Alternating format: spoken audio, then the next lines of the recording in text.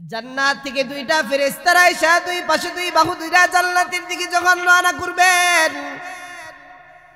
এই উম্মতটা ফেরেশতাদেরকে ডাক দেয়া বলে, এ ফেরেশতারা আমারে কোথায় লয়ে যাও? কয় জান্নাতে লয়ে যাই। উম্মতটা ফেরেশতাদেরকে ডাক দেয়া বলবেন, এ ফেরেশতারা, এই হাসরের ময়দানে কেউ কাউরে চিনে না, মা সন্তানকে চিনে না, সন্তান মারে চিনে না, বাবা সন্তানকে চিনে না, সন্তান বাবারে চিনে না, আহবাব বন্ধু বন্ধুরে চিনে না, স্বামী স্ত্রীরে চিনে না, স্ত্রী স্বামীরে চিনে না। ইয়াউমা ইয়াফিরুল মারউ মিন আখি ওয়া উম্মিহি ওয়া আবিহি ওয়া সাহিবাতিহি ওয়া বানি, কেউ কাউরে চিনে না। এই হাসরের ময়দানে কে আমার এত বড় উপকার করলো? আমি তো জাহান্নামী হয়ে গেছিলাম। কি একটা কাগজের টুকরা আমার নেকির পাল্লার উপরে দিল, আর আমি জান্নাতি হইলাম। যতক্ষণ না পর্যন্ত ওই মানুষটার সাথে আমার পরিচয় না হবে, ততক্ষণ পর্যন্ত আমি গোলাম জান্নাতে যাব না। আল্লাহু আকবার কন্যা, আর একটু জোরে কন্যা আল্লাহু আকবার। আমি গোলাম ততক্ষণ পর্যন্ত জান্নাতে যাব না। বাহুটা ছেড়া দিয়া বান্দাটা দৌড় দিয়ে আল্লাহর রাসূলের সামনে চলে আসছে। আল্লাহর রাসূলের সামনে এসে ডাক দেয়া বলে, কি আপনি? আপনাকে তো চিনলাম না। আল্লাহর রাসূল বান্দাকে ডাক দেয়া বলে, তুমি আমাকে চিনো না? আমি হলো শেষ নবী, আখিরি জামানার নবী মুহাম্মাদুর রাসূলুল্লাহ সাল্লাল্লাহু আলাইহি ওয়াসাল্লাম। মোটা শোনার সাথে সাথে কিংকর্তব্য বিমূঢ় হয়ে গেল, হতবাক হয়ে গেল। পয়গম্বরের সুরতটা দেখা বেহুশ হয়ে জমিনের ভিতরে পড়ে গেল। আল্লাহর রাসূল বাহুদেরা উঠাইলেন, হুশ আসছে। উম্মতকে ডাক দেয়া বলেন, আজকে পাগলামির দিন না রে উম্মত, যাও যাও জান্নাতে চলে যাও। উম্মতটা আল্লাহর রাসূলকে ডাক দেয়া বলেন, ও আল্লাহর রাসূল, আমি তো জান্নাতে যাব, কিন্তু একটা কথা আমি জানবার চাই পয়গম্বর, কি একটা কাগজের টুকরা নেকির পাল্লার উপরে দিলেন, আর আমি জান্নাতি হয়ে গেলাম? আমি একটু জানবার চাই। আল্লাহ তাআলা ডাক দেয়া বলেন, ইন্না জাহান্নামা কানাত মিরসাদা লিত্তাগিনা মাআবা লাবিসিনা ফিহা আহকাবা। ইন্না জাহান্নামা কানাত মিরসাদা, আল্লাহ তাআলা ডাক দেয়া বলেন, নিশ্চয় আমি জাহান্নামকে আমি আল্লাহ ফাঁদ বানাইলাম। জাহান্নাম এটা পুলসিরাতের নিচে অবস্থিত। পুলসিরাতের নিচেই জাহান্নাম থাকবে। কোনো মানুষ যদি জান্নাতে যাইতে চায়, তাহলে পুলসিরাতের উপর ছাড়া আর কোনো রাস্তা নাই। তার মানে একজন মানুষ যদি জান্নাতে যাইবার চায়, তাহলে ওই পুলসিরাতের উপর দিয়া জান্নাতে যেতে হয়। কিন্তু আল্লাহ তাআলা ওই পুলসিরাতের নিচে জাহান্নাম বানাইছেন। এই জন্য আল্লাহ তাআলা ডাক দেয়া বলেন, ইন্না জাহান্নামা কানাত মিরসাদা, জাহান্নামকে আল্লাহ তাআলা ফাঁদ বানাইলেন, ফাঁদ। তারপরে আল্লাহ তাআলা ডাক দেয়া বলেন, ইন্না জাহান্নামা কানাত মিরসাদা লিত্তাগিনা মাআবা। আল্লাহ তাআলা ডাক দেয়া বলেন, যারা নাফরমানি করবে আমার সাথে যারা গাদ্দারি করবে, নাফরমানি করবে, লিত্তাগিন, ইন্না জাহান্নামা কানাত মিরসাদা লিত্তাগিনা মাআবা, যারা আল্লাহর সাথে নাফরমানি করবে, লাবিসিনা ফিহা আহকাবা, তারা ওইখানে চিরস্থায়ী জাহান্নামের ভিতরে পড়ে যাবে। যারা জাহান্নামকে আল্লাহ তাআলা কিছু মানুষের জন্য আল্লাহ তাআলা ফাঁদ বানাইছেন, কারা? তারা লিত্তাগিন, যারা আল্লাহর সাথে নাফরমানি করে। কোথায় যাবে? তারা চিরস্থায়ী জাহান্নামে যারা যাবে, যারা আল্লাহর সাথে যারা নাফরমানি করে। তার মধ্যে 1 নাম্বার, যারা আল্লাহকে অস্বীকার করে ফেলাবে তারা লিপ্তগিনের ভিতরে পড়ে যাবে, তারা চিরস্থায়ী জাহান্নামের ভিতরে পড়ে যায়। অনেক মানুষ আছে আল্লাহকে স্বীকার করে, স্বীকার করার পরেও অনেক মানুষ আছে আল্লাহর পয়গম্বরকে নবীরে মানে না। ঠিক কিনা জোরে কন না কেন? আল্লাহরে মানার পরেও যদি কোনো পয়গম্বরকে না মানে তারা লিপ্তগিনের ভিতরে পড়ে যায়, তারাও চিরস্থায়ী জাহান্নামের ভিতরে পড়ে যায়।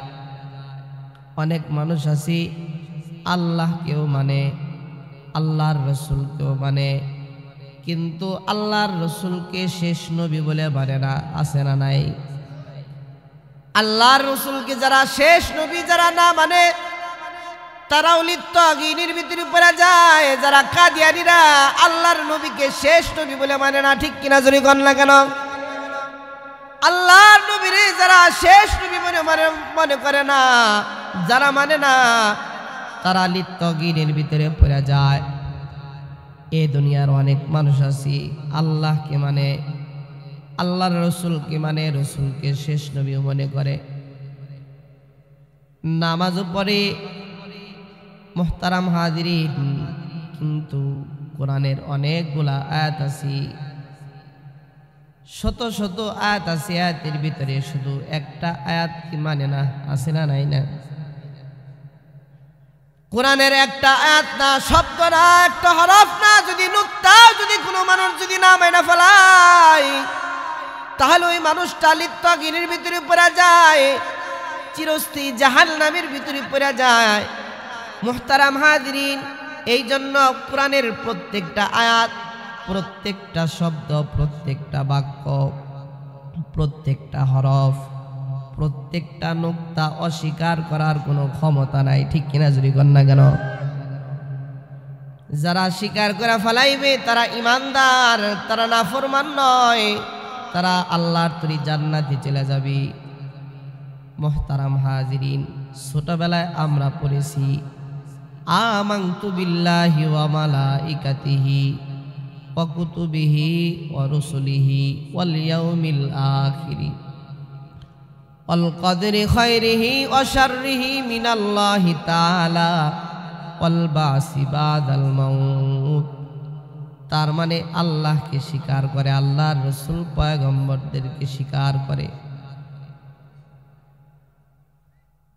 আখেরকে বিশ্বাস করে, আখিরাতকে বিশ্বাস করে, ফেরেশতাদেরকে বিশ্বাস করে।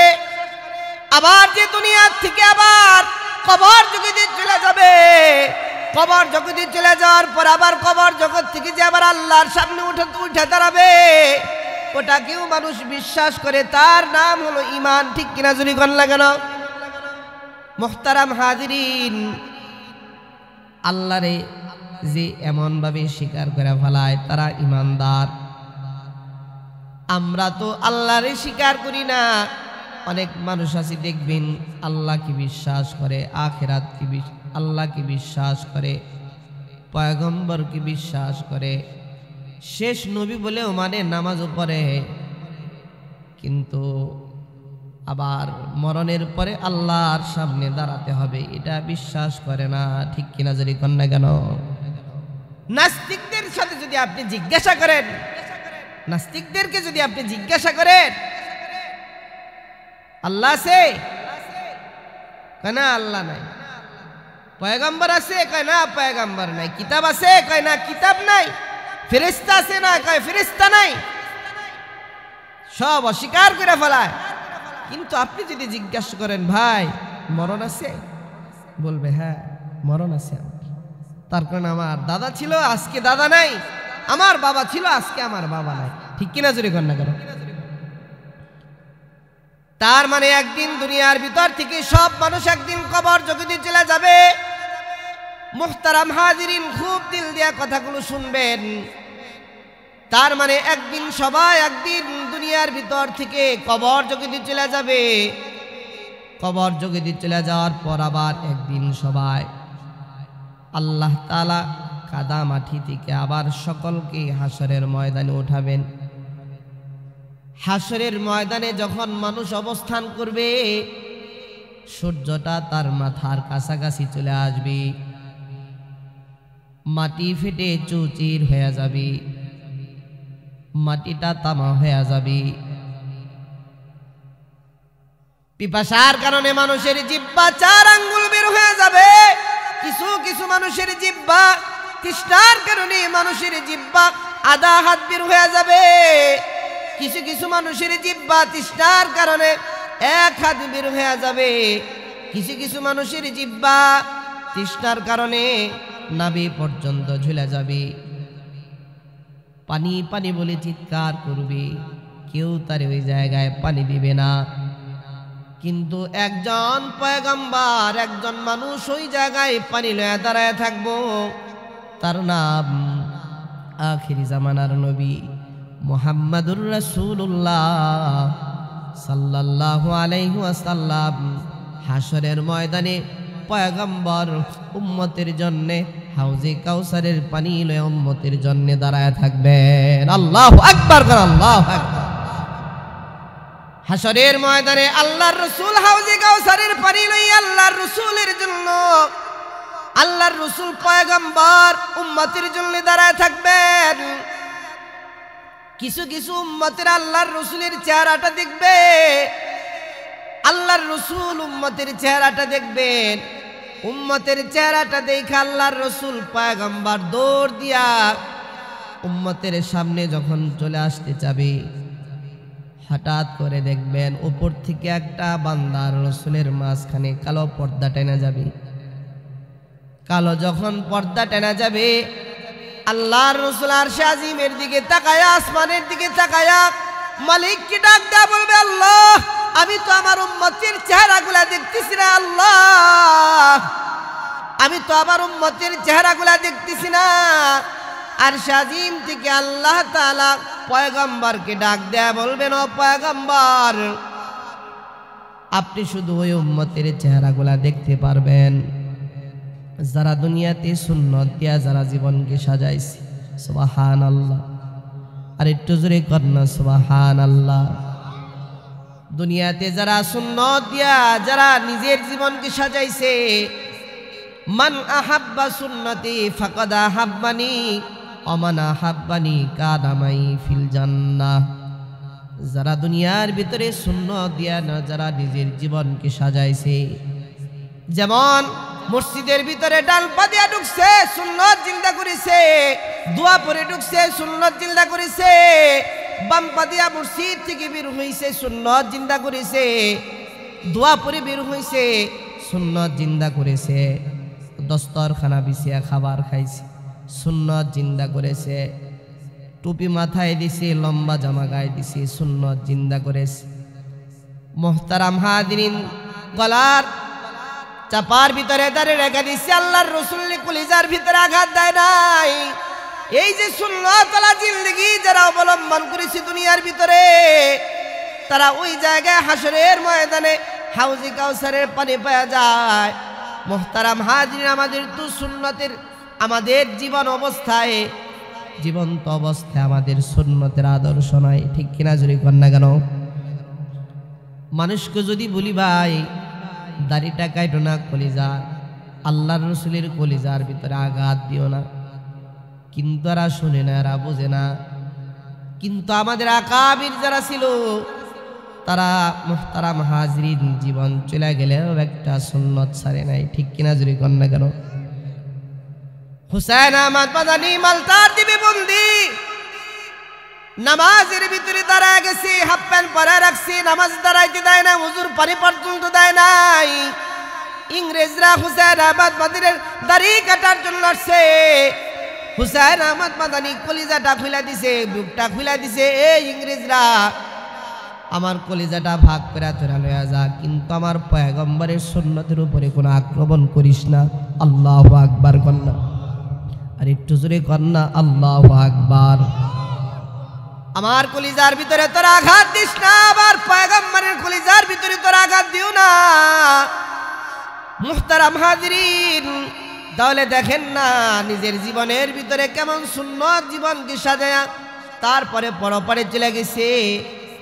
এমন সুন্নতওয়ালা মানুষদেরকে আল্লাহর রসুল হাউজে কাউসারের পানি, আল্লাহর রসুল ওই হাসরের ময়দানে আল্লাহর রসুল সুন্নতওয়ালা মানুষদেরকে ডেকা ডেকা ফেরেশতাদেরকে দিয়া ওই উম্মতদেরকে হাউজে কাউসারের পানি পান করায় দিবে। সুবহানাল্লাহ, সুবহানাল্লাহ।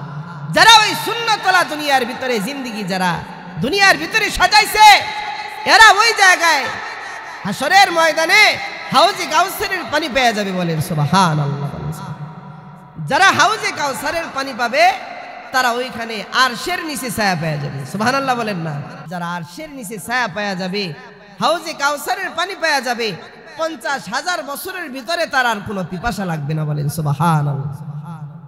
কিয়ামতের আগ পর্যন্ত তার আর কখনো পিপাসা লাগবে না। বলেন সুবহানাল্লাহ।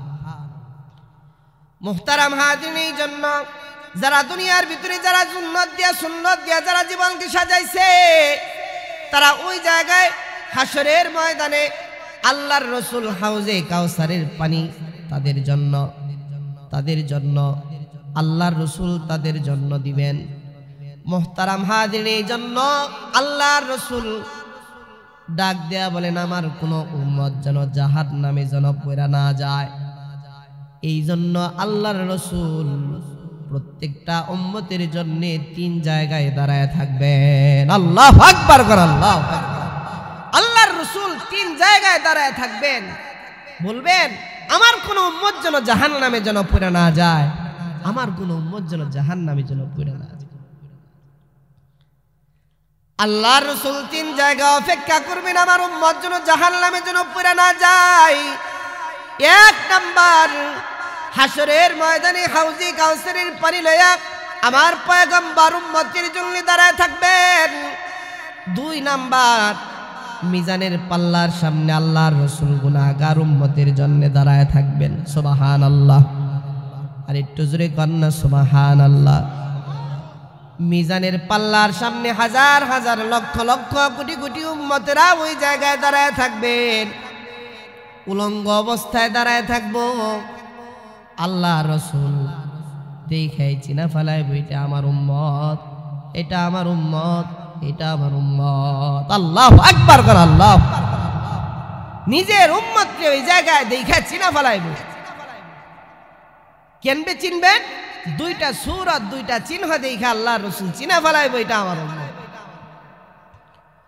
মুহতারাম হাজিরিন, 1 নাম্বার চিহ্ন নবী মুহাম্মদুর রাসূলুল্লাহ সাল্লাল্লাহু আলাইহি ওয়াসাল্লাম। উম্মতি একটা সিল, প্রত্যেকটা উম্মতের কপালের মধ্যে একটা সিল মারা থাকবে। আল্লাহর রাসূল ওই সিল দেখাই চিনা ফেলাইবে, এটা আমার উম্মত, এটা আমার উম্মত, এটা আমার উম্মত, এটা আমার উম্মত চিনা ফেলাইব। 2 নাম্বার জন্য খুব লক্ষ্য করে শুনেন মুহতারাম হাজিরিন, যারা দুনিয়ার ভিতরে যারা 5 ওয়াক্ত নামাজ পড়েছে, 5 ওয়াক্ত নামাজের আগে যারা ওযু করেছে, ওযুর স্থান থেকে হাসরের ময়দানে মিজানের পাল্লার সামনে যখন দাঁড়াবে, ওই জায়গায় আল্লাহর রাসূল দেখবে যারা ওযু করছে, ওযুর স্থান থেকে নূর বের হইতে থাকবে। সুবহানাল্লাহ কন্যা, আর একটু জোরে কন্যা সুবহানাল্লাহ। এই যে যেমন রাতের বেলায় আপনাদের সামনে আমি বয়ান করতেছি, লাইটিং এর আলোর কারণে আপনারা আমার চেহারা দেখতেছেন, আমি আপনাদের চেহারাগুলা দেখতেছি। পুরা হাসরের ময়দানে যারা দুনিয়ার ভিতরে 5 ওয়াক্ত নামাজ পড়েছে, 5 ওয়াক্ত নামাজের আগে যারা ওযু করছে, ওযুর স্থান থেকে যে নূর বের হইবে, এই নূরের আলোর কারণে পুরা হাসরের ময়দানটা আলোকিত হয়ে যাবে। সুবহানাল্লাহ আল্লাহ। পুরা হাসরের ময়দানটা আলোকিত হয়ে যাবে। যেখান থেকে আল্লাহর রাসূল দেখবেন ওই জায়গা থেকে নূর বের হইতেছে, তার মানে যে ওযুর স্থান, হাত থেকে নূর বের হইতে থাকবে, হাতের আঙ্গুলি থেকে নূর বের হইতে থাকবে, মাথা থেকে নূর বের হইতে থাকবে, জবান থেকে নূর বের হইতে থাকবে, কান থেকে নূর বের হইতে থাকবে, জবান থেকে নূর বের হইতে থাকবে, চোখ থেকে নূর বের হইতে থাকবে। ওযুর প্রত্যেকটি স্থান থেকে যখন নূর বের হইতে থাকবে, পা থেকে নূর বের হইবে, পায়ের আঙ্গুলির থেকে যখন নূর বের হইবে, ওই নূর দেখা দেখা যেখান থেকে নূর বের হবে, ওই নূর দেখে দেখে আল্লাহর রাসূল চিনা ফেলাইব, এটা আমার উম্মত, এটা আমার উম্মত, এটা আমার উম্মত। আল্লাহু আকবার করে, আল্লাহু আকবার। নিজের উম্মতকে চিনব যারা দুনিয়াতে 5 ওয়াক্ত নামাজ পড়েছে, নামাজের আগে যারা ওযু করছে, ওযুর স্থান থেকে যে নূর বের হবে, এই নূর দেখে দেখে আল্লাহর রাসূল চিনব, এটা আমার উম্মত, এটা আমার উম্মত। বলেন সুবহানাল্লাহ। মুহতারাম হাজিরিন, এই নূর দেখে যখন আল্লাহর রাসূল চিনবেন, আল্লাহর রাসূল দেখবেন হঠাৎ করে নিজের একটা উম্মতকে ফেরেশতারা ধাক্কাইতে ধাক্কাইতে জাহান্নামের দিকে লয়ে যেতেছে। আল্লাহর রাসূল ফেরেশতাদেরকে ডাক দেয়া বলবেন, এ ফেরেশতারা, আমার এই উম্মতেরা, তোরা আম্মাই আমার এই উম্মতরে কেন তোরা ধাক্কাইতে ধাক্কাইতে জাহান্নামের দিকে লয়ে যাও? ফেরেশতারা ডাক দেয়া বলবেন, ও পয়গম্বর, এই উম্মতের বদি আমল ভারী হয়ে যাওয়ার কারণে এই জন্য জাহান্নামের দিকে লয়ে যাইতেছি। আল্লাহর রাসূল ফেরেশতাদেরকে ডাক দেয়া বলবেন, এ ফেরেশতারা, আমার সামনে আবার ওজন দে। আল্লাহু আকবার কর, আল্লাহু আকবার। এই আমার সামনে আবার ওজন দে। কত ক্ষমতা থাকবে আমার পয়গম্বরের, আবার আল্লাহর রাসূলের সামনে আবার ওজন দিবে। আবার আল্লাহর রাসূলের সামনে যখন আবার ওজন দিবি, ওজন দেওয়ার সাথে সাথে আবার আগের মতো বদি আমলে যখন ভারী হয়ে যাবে, ভারী যখন হয়ে যায়, মুহাদ্দিসিনে কেরাম বলেছেন, আল্লাহর রাসূল পুরা ডান হাত মোবারকটা নেকির পাল্লার উপরে ওজনে উঠিয়ে দিবে। সুবহানাল্লাহ। আরেক জায়গায় বর্ণনা আছেন, আল্লাহর রাসূল পকেট থেকে একটা কাগজের টুকরা বের করে এনে আল্লাহর রাসূল নেকির পাল্লার উপরে এইভাবে ছেড়ে দিবে। সুবহানাল্লাহ। ছেড়ে দেওয়ার সাথে সাথে নেকির পাল্লাটা ভারী হয়ে যাবে। জান্নাত থেকে দুইটা ফেরেশতারা এসে দুই পাশে দুই বাহু দুইটা জান্নাতের দিকে যখন রওনা করবেন, এই উম্মতটা ফেরেশতাদেরকে ডাক দেয়া বলে, এ ফেরেশতারা, আমারে কোথায় লয়ে যাও? কয় জান্নাতে লয়ে যাই। উম্মতটা ফেরেশতাদেরকে ডাক দেয়া বলবেন, এ ফেরেশতারা, এই হাসরের ময়দানে কেউ কাউরে চিনে না, মা সন্তানকে চিনে না, সন্তান মারে চিনে না, বাবা সন্তানকে চিনে না, সন্তান বাবারে চিনে না, আহবাব বন্ধু বন্ধুরে চিনে না, স্বামী স্ত্রীরে চিনে না, স্ত্রী স্বামীরে চিনে না। ইয়াউমা ইয়াফিরুল মারউ মিন আখি ওয়া উম্মিহি ওয়া আবিহি ওয়া সাহিবাতিহি ওয়া বানি, কেউ কাউরে চিনে না। এই হাসরের ময়দানে কে আমার এত বড় উপকার করলো? আমি তো জাহান্নামী হয়ে গেছিলাম। কি একটা কাগজের টুকরা আমার নেকির পাল্লার উপরে দিল, আর আমি জান্নাতি হইলাম। যতক্ষণ না পর্যন্ত ওই মানুষটার সাথে আমার পরিচয় না হবে, ততক্ষণ পর্যন্ত আমি গোলাম জান্নাতে যাব না। আল্লাহু আকবার কন্যা, আর একটু জোরে কন্যা, আল্লাহু আকবার। আমি গোলাম ততক্ষণ পর্যন্ত জান্নাতে যাব না। বাহুটা ছেড়া দিয়া বান্দাটা দৌড় দিয়ে আল্লাহর রাসূলের সামনে চলে আসছে। আল্লাহর রাসূলের সামনে এসে ডাক দেয়া বলে, কি আপনি? আপনাকে তো চিনলাম না। আল্লাহর রাসূল বান্দাকে ডাক দেয়া বলে, তুমি আমাকে চিনো না? আমি হলো শেষ নবী, আখিরি জামানার নবী মুহাম্মাদুর রাসূলুল্লাহ সাল্লাল্লাহু আলাইহি ওয়াসাল্লাম। মোটা শোনার সাথে সাথে কিংকর্তব্য বিমূঢ় হয়ে গেল, হতবাক হয়ে গেল। পয়গম্বরের সুরতটা দেখা বেহুশ হয়ে জমিনের ভিতরে পড়ে গেল। আল্লাহর রাসূল বাহুদেরা উঠাইলেন, হুশ আসছে। উম্মতকে ডাক দেয়া বলেন, আজকে পাগলামির দিন না রে উম্মত, যাও যাও জান্নাতে চলে যাও। উম্মতটা আল্লাহর রাসূলকে ডাক দেয়া বলেন, ও আল্লাহর রাসূল, আমি তো জান্নাতে যাব, কিন্তু একটা কথা আমি জানবার চাই পয়গম্বর, কি একটা কাগজের টুকরা আমার নেকির পাল্লার উপরে দিলেন, আর আমি জান্নাতি হয়ে গেলাম। আমি একটু জানবার চাই, ওই নেকির পাল্লার উপরে কি একটা কাগজের টুকরাটা দিলেন, আমি একটু জানবার চাই পয়গম্বর। আল্লাহর রাসূল ডাক দেয়া বলেন, দুনিয়ার ভিতরে যে ফজরের নামাজের পরে যে দুরূদের আমল করেছ, জোহরের নামাজের পরে দুরূদের আমল করেছ, আসরের নামাজের পরে দুরূদের আমল করেছ, মাগরিবের নামাজের পরে যে দুরূদের আমল করেছ, এশারের নামাজের পরে যে দুরূদের আমল করেছ, ওই দুরূদের ফজিলতগুলা আমলগুলা দুইটা ফেরেশতা ছিল আমার কাছে জমা রাখছে, কাগজের টুকটার উপরে লিখে দিছে, আমার কাছে জমা ছিল। আমি যখন দেখলাম তুমি কিছু নেকির জন্য জাহান্নামে চলে যেতেছ, এই জন্য তোমার ওই দুনিয়ার আমলগুলা, নফল ইবাদতগুলা, দুরূদ শরীফের হাদিয়াগুলা তোমার নেকির পাল্লার উপরে উঠিয়ে দিলাম, আর সাথে সাথে তুমি জান্নাতের মালিক হয়ে গেলা। আল্লাহু আকবার কর, আল্লাহু আকবার। তার মানে নফল ইবাদতের মাধ্যমেও অনেক মানুষ জান্নাতে চলে যাবে, বলেন সুবহানাল্লাহ। জান্নাতে চলে যাবে। মুহতারাম হাজিরিন, তার মানে আমল করার দরকার, জিন্দেগিটা আমল দিয়া সাজান দরকার। এ দুনিয়ার ভিতরে কিছু মানুষ আছে আমল দিয়া আমল করে জান্নাতে চলে যায়, আর কিছু মানুষ আছে আমল করে জাহান্নামে চলে যায়। ঠিক কিনা জোরে কর না কেন? বদ আমল। अमल से जिंदगी बनती है, अमल से जिंदगी बनती है, जन्नत भी जहन्नम भी। खाक अपनी फितरत में न नारी है न नूरी, खाक अपनी फितरत में न नारी है न नूरी। किसु मानुष আমল করে জান্নাতে যাবে, আর কিছু মানুষ আমল করে জাহান্নামে যাবে। মুহতারাম হাজিরিন, আল্লাহর রাসূল এই জন্য তিন জায়গায় উম্মতের জন্য অপেক্ষা করবেন। এক নাম্বার, হাসরের ময়দানে হাউজে কাউসারের পানি লইয়া উম্মতের জন্য দাঁড়ায় থাকবেন। দুই নাম্বার, মিজানের পাল্লার সামনে আল্লাহর রাসূল গুনাহগার উম্মতের জন্য দাঁড়ায় থাকবেন।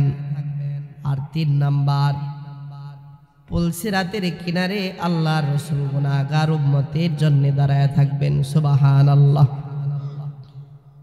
আমার কোন উম্মত যেন জাহান্নামে যেন পড়ে না যায়, আমার কোন উম্মত যেন জাহান্নামে যেন পড়ে না যায়।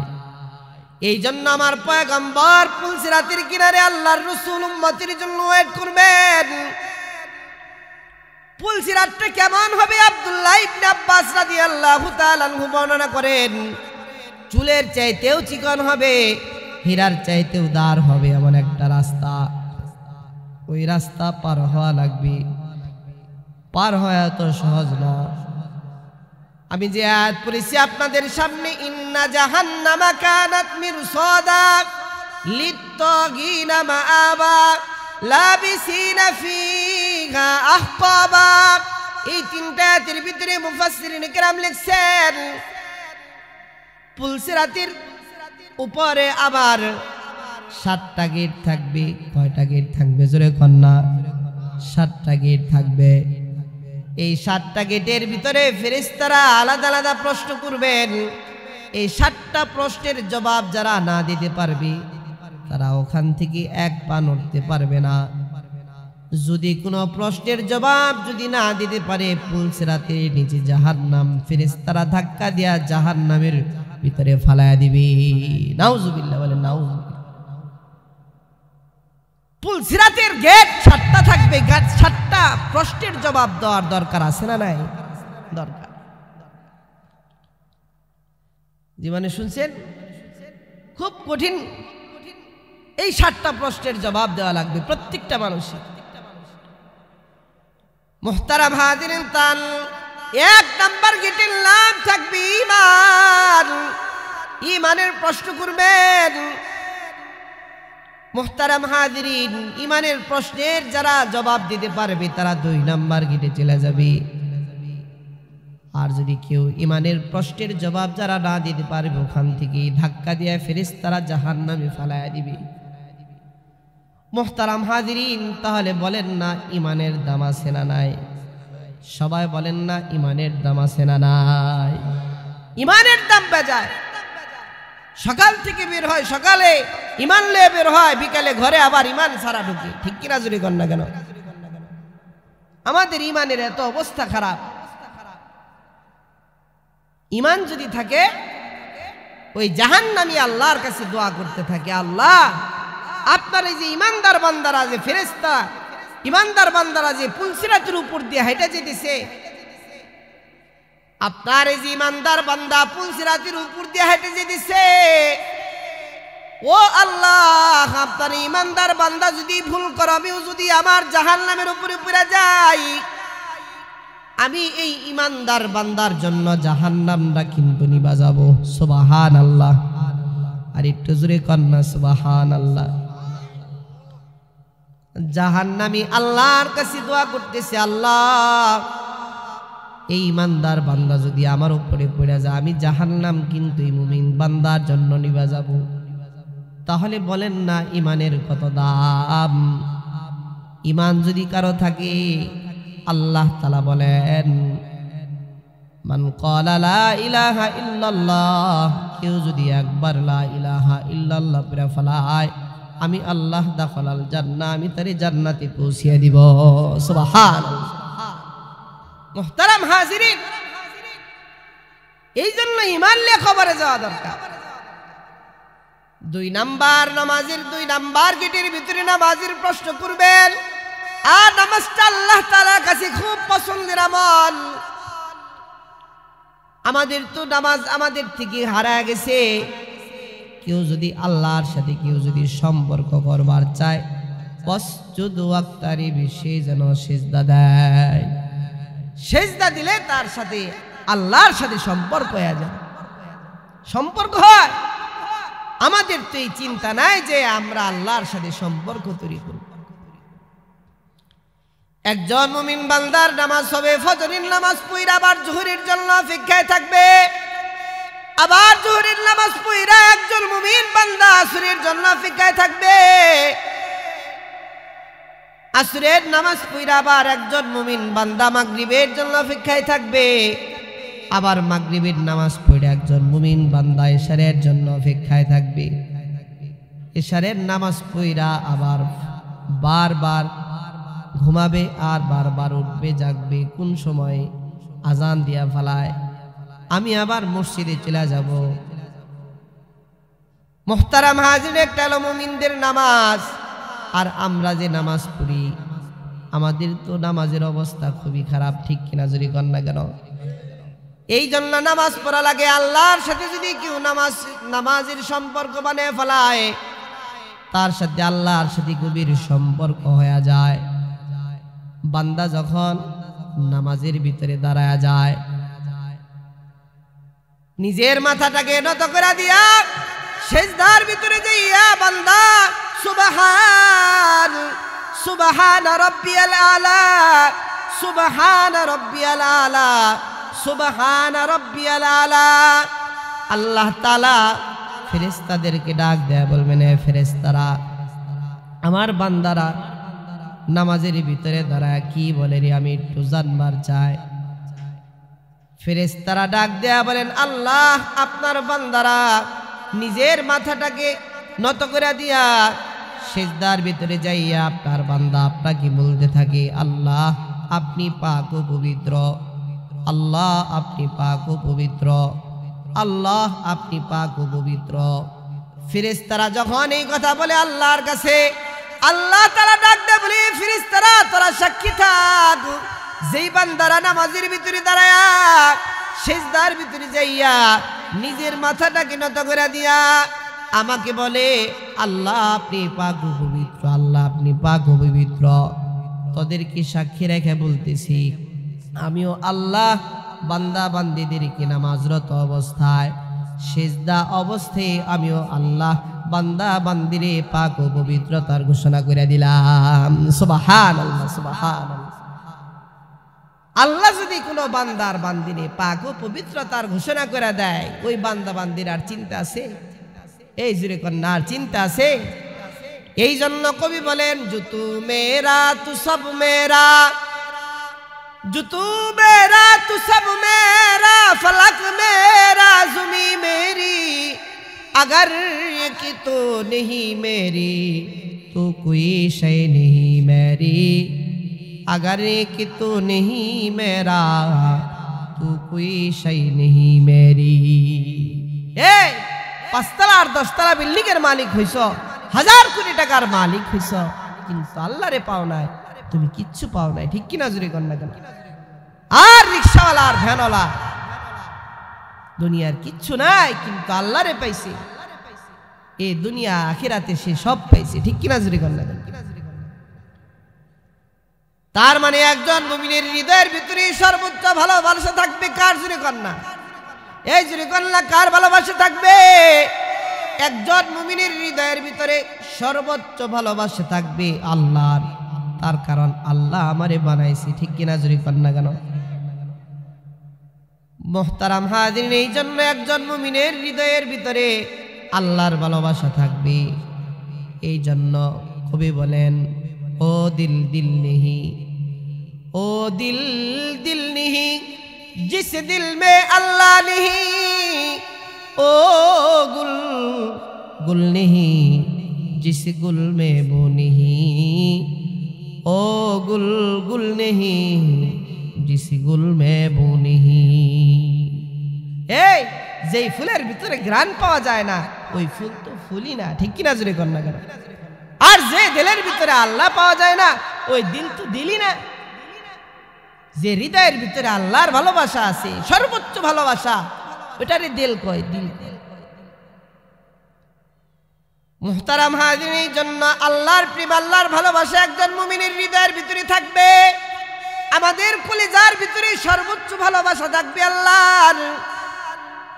কেউ যদি নামাজ পড়ে তাহলে বোঝা যায় আল্লাহর প্রেম আছে।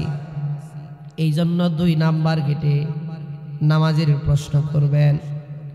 নামাজের ভিতরে দাঁড়াইলে আল্লাহর কত কাছে যাওয়া যায়, কত আপন হওয়া যায়, কত নিকটে যাওয়া যায়। মুসা কালিমুল্লাহ আল্লাহর সাথে কথা কওয়ার জন্য তুর পাহাড়ে উঠছে। কোথায় উঠছে? এই জুরি কর না, কোথায় উঠছে? তুর পাহাড়ে উঠছেন।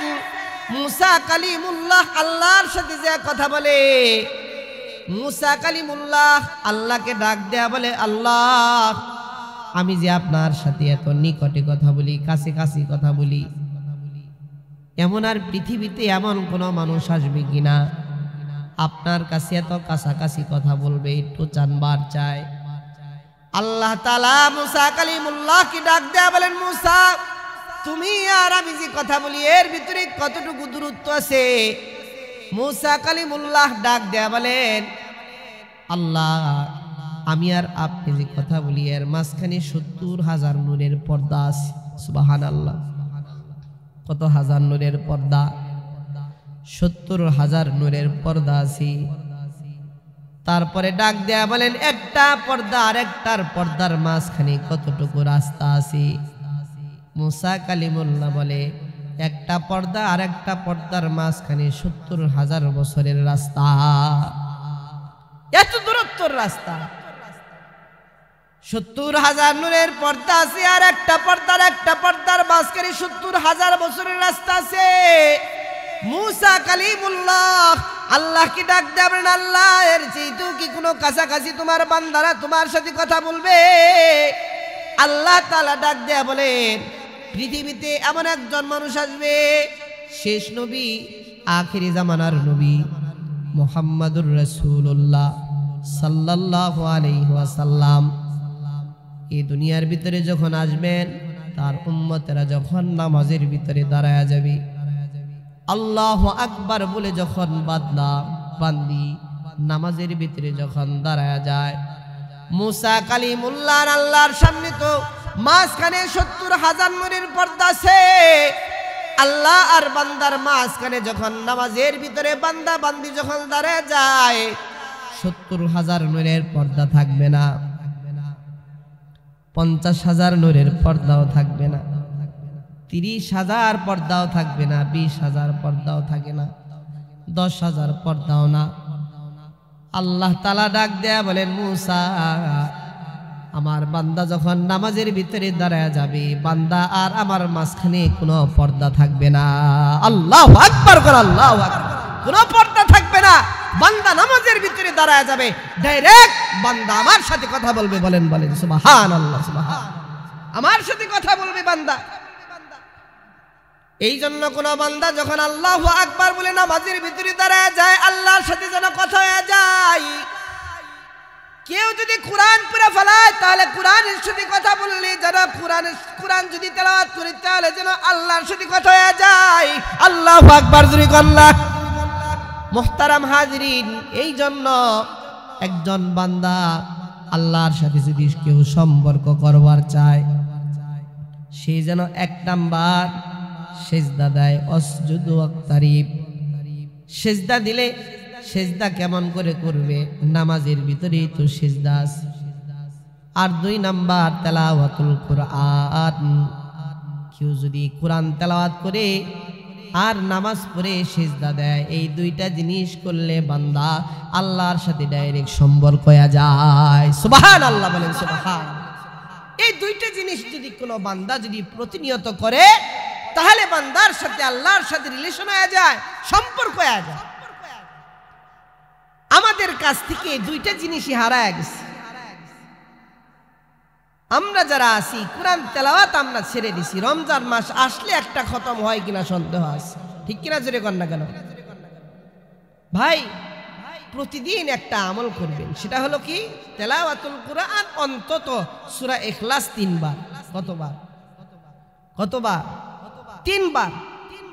3 বার যদি কেউ সূরা ইখলাস দিনে পড়ে, তারপরেও তার কোরআন শরীফ এক খতম কোরআন শরীফ পড়ার সব তার নিজের আমল নামে হয়ে যায়। বলেন সুবহানাল্লাহ।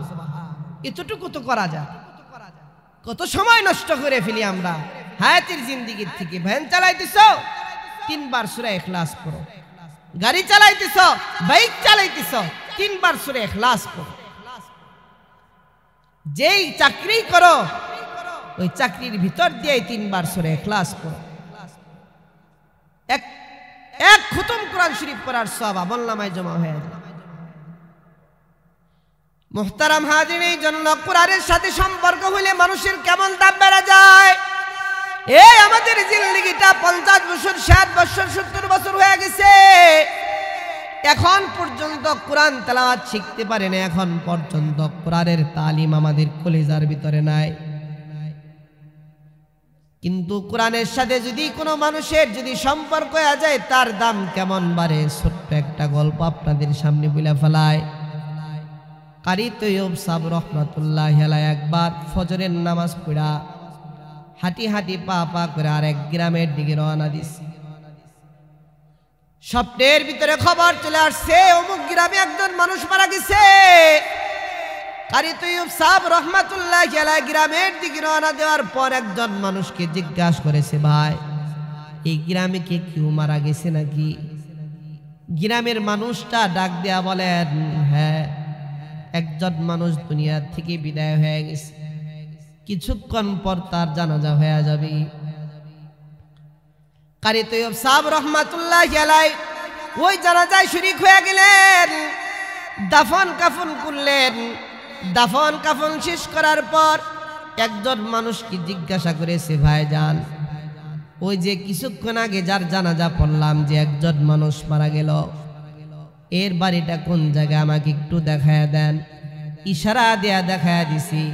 কারি তৈয়ব সাহেব রহমাতুল্লাহ আলাইহি গেটের ভিতরে যা লক করছি, যা বলেছে, আসসালামু আলাইকুম ওয়া রাহমাতুল্লাহ, আসসালামু আলাইকুম ওয়া রাহমাতুল্লাহ। বাড়ির দরজার গেটটা খুলে দিছে। মেয়ে সন্তান 6 থেকে 7 বছর, 8 বছরের একটা বাচ্চা। কারি তৈয়ব সাহেব রহমাতুল্লাহি আলাইহি মেয়ে সন্তানটাকে ডাক দেয়া বলেন, মা বলো না তোমার বাড়িতে কে কে আছে, আপনজন আমাকে একটু জানাও। মেয়ে সন্তানটা চোখের পানি ফলা দেয়া ডাক দেয়া বলে, ও হুজুর, আমার দুনিয়াতে আপন বলতে আর কেউ নাই।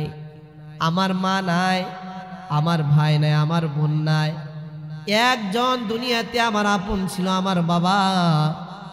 কিছুক্ষণ আগে তার জানাজা হয়ে গেল, দাফন কাফন হয়ে গেল, আর আপন বলতে আর কেউ নাই।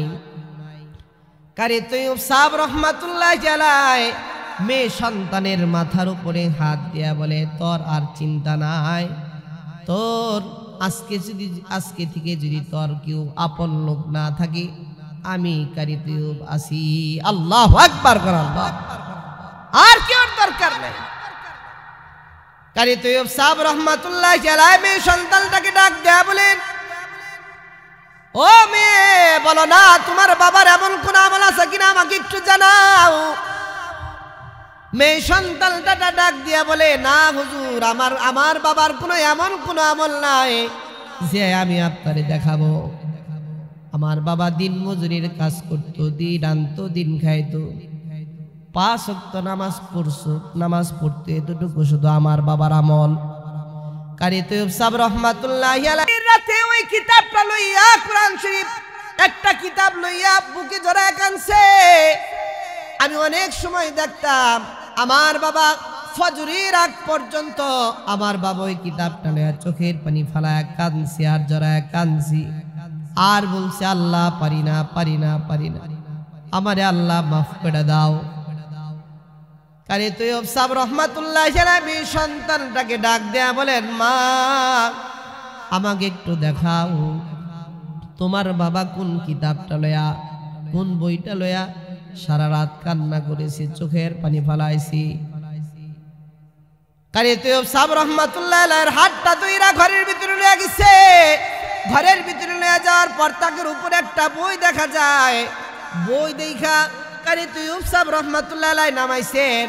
নামায়া দেখে সাধারণ কোনো কিতাব না, আল্লাহর রাসূলের উপরে যে কোরআন নাজিল হয়েছে সেই কালামুল্লাহ দেখা যায়। আল্লাহু আকবার কর, আল্লাহু আকবার। কিন্তু সাধারণ কিতাবের মতো না, অন্য কোরআন শরীফের মতো না। কারি তৈয়ব সাহেব রহমাতুল্লাহি আলাইহি খুলে দেখি প্রত্যেকটা লাইনের নিচ দিয়ে কালো দাগ পড়ে আছে। কারি তৈয়ব সাহেব রহমাতুল্লাহি আলাইহি সন্তানটাকে ডাক দেয়া বলেন, মা, প্রত্যেকটা লাইনের নিচ দিয়ে কালো দাগ দেখা যায় কেন?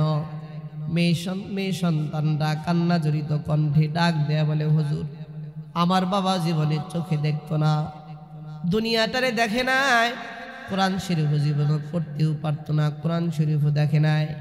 আমার বাবা শুধু প্রতিদিন রাতের বেলায় প্রত্যেকটা লাইনের নিচ দিয়া হাত বুলাইতো আর চোখের পানি ফালায় আল্লাহর দরবারে কান্না করত। এই দৃশ্যটা আমি আমার বাবাকে দেখেছি। কারি তৈয়ব সাহেব রহমাতুল্লাহি আলাইহি দৃশ্যটা দেখা বাড়ির দিকে চলে গেছে।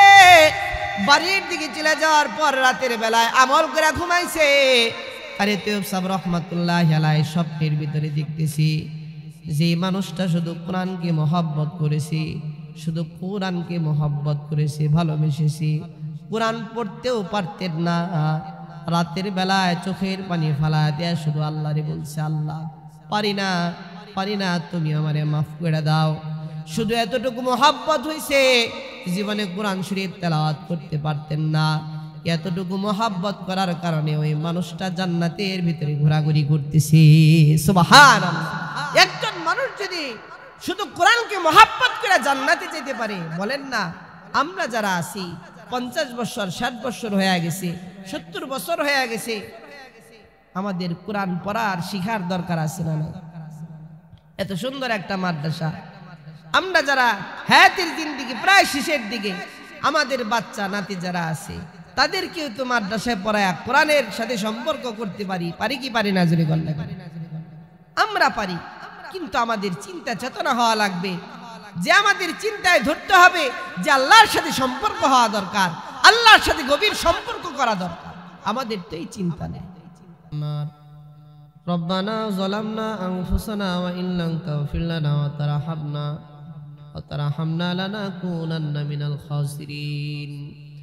রব্বিরহামহুমা কামা রাব্বায়ানি সগীরা ওয়া কুর রব্বিরহামহুমা কামা রাব্বায়ানি সগীরা। ফেলিয়ে না দিও আল্লাহ, ফেলিয়ে না দিও, গুনাহ যত করেছি মাওলা ক্ষমা তুমি করিও। বান্দা আছে বন্দিগি নাই, শেষ করেছি জিন্দিগি, আখেরাতে বিচার দিনে পাবিদের উপায় কি? রহমান রহিম নামে আল্লাহ তোমায় নিয়েছি মানিয়া, কেমনে কইরা আমাদেরকে তুমি জাহান্নামে ফালাইবা? রব্বুল আলামিন গভীর রাতে তোমার কিছু পাগল বান্দার বান্দিদেরকে লইয়া তোমার শাহী দরবারে হাত তুলে ধরেছি গো আল্লাহ। রব্বুল আলামিন হাতের গুনাহ, পায়ের গুনাহ, নানা অঙ্গ প্রত্যঙ্গের গুনাহ মাওলা। গুনার দিকে তাকাইলে তোমার দরবারে হাত তুলতে লজ্জা করে মাওলা। গুনার দিকে না তাকায় রহমতের দিকে তাকায় আমাদের তামাম জিন্দেগির গুনাহ খাতাগুলি তুমি আল্লাহ মাফ করে দাও। রব্বুল আলামিন এখানে যারা হাত তুলে ধরেছি গো আল্লাহ, জানি না কার জানি জনম দুঃখিনী মা আর কার জানি জনম দুঃখী বাবা দুনিয়াতে বেঁচে নাই। রব্বুল আলামিন মাকে হারায়া আমিন আমিন করে চোখের পানি ফালায়া কান্দিছে গো আল্লাহ। আমার মতো যারা এতিম বাবা হারা সন্তানরা রব্বুল আলামিন তোমার দরবারে আমিন আমিন করে চোখের পানি ফালায়া কান্দে। রব্বুল আলামিন ওই পিতা মাতার কবরকে তুমি রিয়াজুল জান্নাতের বাগিচা বানায়া দাও। রব্বুল আলামিন আল্লাহ, গভীর রাত নামাজি মানুষদেরকে লইয়া তোমার দরবারে হাত তুলছি। তাহাজ্জুদের লজ্জা যাদের আছে তাদেরকে লইয়া তোমার দরবারে হাত তুলছি গো আল্লাহ। রব্বুল আলামিন দাড়ি পাকা মুরব্বিদেরকে লইয়া তোমার দরবারে হাত তুলছি গো আল্লাহ। রব্বুল আলামিন হাফিজে কুরআন আলেমদেরকে লইয়া হাত তুলছি আল্লাহ। মা বোনদেরকে লইয়া হাত তুলছি, যার হাত দোকানা পর পছন্দ হয় এই হাতের উসিলা করে দে আমাদের তামাম জিন্দেগির গুনাহ খাতাগুলি আল্লাহ মাফ করে দাও। রব্বুল আলামিন আল্লাহ, আজকের মাহফিলকে তুমি কবুল ও মঞ্জুর করো। 3 দিন ব্যাপী মাহফিল হয়েছে, আয়োজনকে তুমি কবুল করো। রব্বুল আলামিন আল্লাহ, এলাকাবাসীকে তুমি কবুল করো।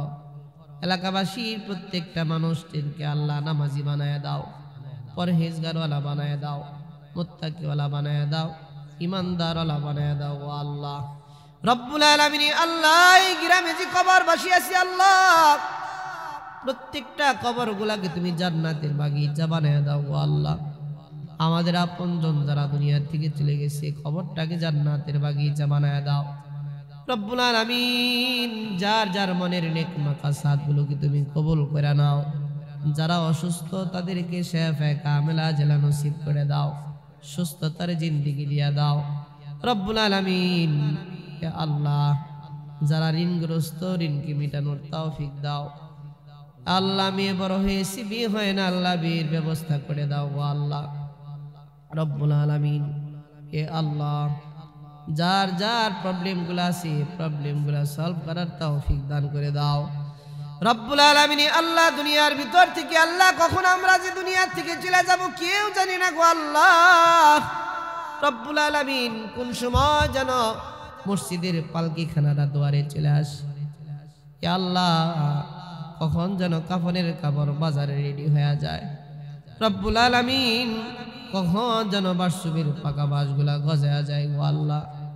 রব্বুল আলামিন ইয়া আল্লাহ, আমাদেরকে রোড অ্যাক্সিডেন্টে মৃত্যু দিয়েন না, আগুনে পোড়ায় মৃত্যু দিয়েন না, পানিতে ডুবায় মৃত্যু দিয়েন না গো আল্লাহ। রব্বুল আলামিন হঠাৎ মৃত্যু দিয়েন না গো আল্লাহ। রব্বুল আলামিন মৃত্যু যখন দিবা নামাজের হালাতে মৃত্যু দিও আল্লাহ, সেজদার হালাতে মৃত্যু দিও। রব্বুল আলামিন কালেমা পড়তে পড়তে মৃত্যু দিয়ে দিও গো আল্লাহ। রব্বুল আলামিন আল্লাহ, সিজদার ভিতরে মৃত্যু দিও। তোমার নাম যখন আল্লাহ আল্লাহ বলে ডাকবো ওই সময় তুমি মৃত্যু দিও আল্লাহ। রব্বুল আলামিন আল্লাহ, রব্বুল আলামিন আজরাইল যখন আসবে আজরাইলের সূরত এমন করে দিও না যেন আমরা কালেমা ভুলে না যায়। রব্বুল আলামিন আল্লাহ, মুসলমান না মানে আমাদেরকে মৃত্যু দিও না গো আল্লাহ। রব্বুল আলামিন ইয়া আল্লাহ, আমাদেরকে আরশের নিচে ছায়া দিয়ে দিও আল্লাহ। পয়গম্বরের সুপারিশ নসিব দিও গো আল্লাহ। রব্বুল আলামিন ইয়া আল্লাহ, আমাদের তামাম জিন্দেগির গুনাহ খাতাগুলি তুমি মাফ করে দাও। আজকের আয়োজনকে তুমি কবুল করে নাও। 3 দিনের মাহফিলকে তুমি কবুল করো। গ্রামবাসীকে কবুল করো, মাদ্রাসাকে কবুল করো, ছাত্রদেরকে কবুল করো, উস্তাদদেরকে তুমি কবুল করে নাও আল্লাহ। রব্বুল আলামিন যার যার যা তামান্না ইয়া আল্লাহ আকাঙ্ক্ষা রব্বুল আলামিন ইয়া আল্লাহ সকলের নিয়তকে তুমি কবুল ও মঞ্জুর করো। সুবহান রাব্বিকা রাব্বিল ইজ্জাতি আম্মা ইয়াসিফুন ওয়া সালামুন আলাল মুরসালিন আলহামদুলিল্লাহি রাব্বিল আলামিন বিরহমাতিকা ইয়া আরহামার রাহিমিন।